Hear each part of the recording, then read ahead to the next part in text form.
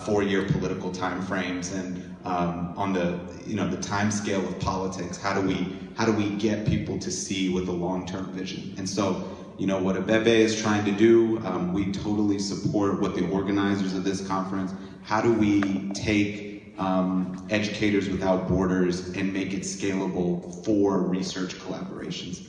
And that's what I'm excited to talk with everyone about. Thank you. I wanted to just really, I'm a business person, so I've established 3 companies, one here in Colorado, another one in Canada, and another one in Ethiopia. So business is really part of the solution for this problem because we can create a lot of jobs. But in order to be able to create jobs, we need skilled workers. We need also workers that are disciplined. And discipline has disappeared in Ethiopia. So because they don't have any discipline, they starve. You starve. When you don't have discipline, you will starve. You'll starve every 20 years, you'll starve every 30 years, and that will continue forever. So in order to mitigate that kind of risk, you gotta talk honestly. Say, son, this behavior is going to cause you a lot of trouble. You got to go to school. You got to behave yourself. I just came back from Ethiopia and we were talking to the university in Arnhem, and they all complained about how Ethiopia is so bad. They don't have anything, the government is not helping them, they don't have any hope, and there's nothing else and so forth. But what they could not answer is, why are these kids getting free education in Ethiopia and they're still complaining? So they're getting all kinds of free education with begged money.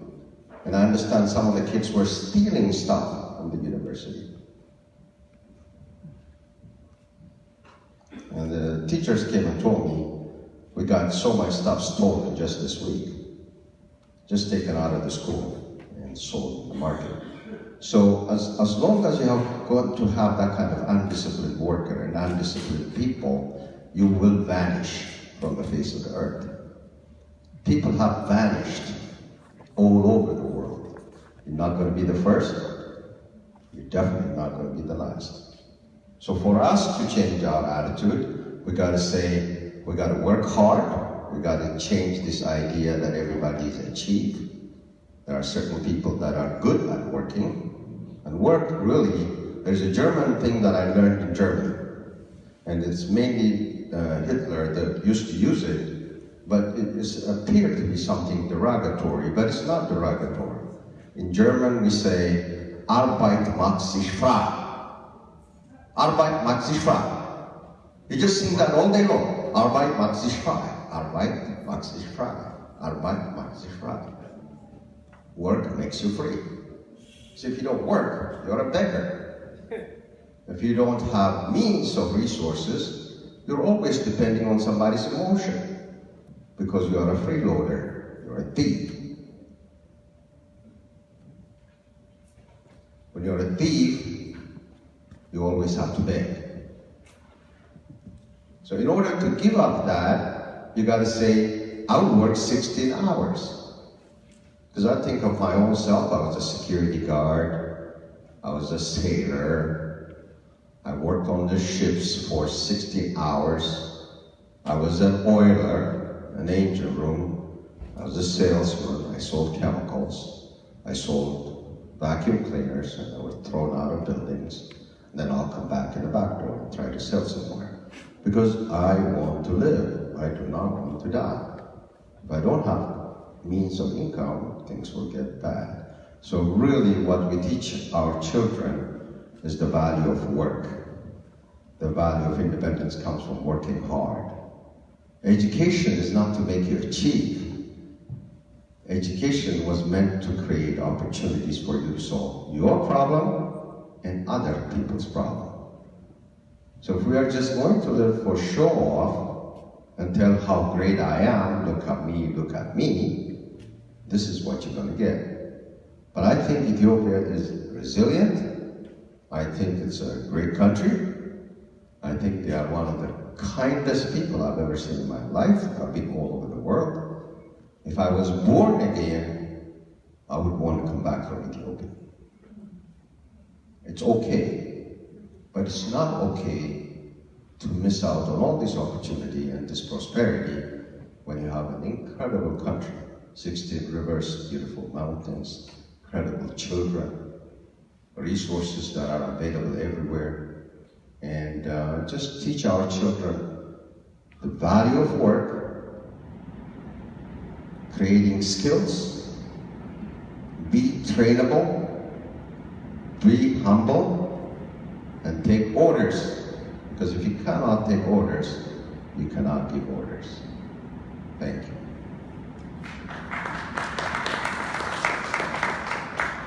All right, I will start from the prior speakers. That's about STEM. As you have gained a lot of knowledge today, you've seen the power of STEM, education for a country's development.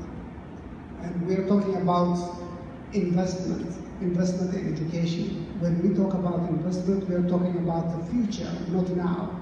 So we need to start from our schools to invest in our kids, to determine what our kids are going to be in the future, what kind of jobs and what kind of salaries are they making. So in order to find out that, what is going to be the feature of skills that is marketable in the world is going to be STEM. So as he said, when we talk about education, we are talking about three major elements in education. When we say education, it's not only about knowledge, it's not about only skills. We're not trying to create technical people only. The beauty of STEM is that it creates integration, working hard together, collaboration, communication, skills. So the difference from the traditional education is that STEM education gives you all the tools to work together with other people. The attitude, the difference, the recognition of differences between the team members. These are very important soft skills that make you successful in your life, in addition to the technical skills that you have. If all countries in the world have to start about the investment in education, whatever happened in the past, if we forgive whatever happened in the past, and we have to restart STEM education together. So that's a playing field for Ethiopia to compete with, just forgetting what happened in the past. If we start, then we have a good ground to start now in STEM, so we can be in a good equal footing with the world. The other thing is, the vision that we have now is, in order to invest in the future, we have to invest in the youth and the kids, so that, instead of, just putting buildings, like we have a lot of industrialization park, but we didn't think about who's going to fill these parks. Do we have enough engineers? Do we have enough IT people who can create business?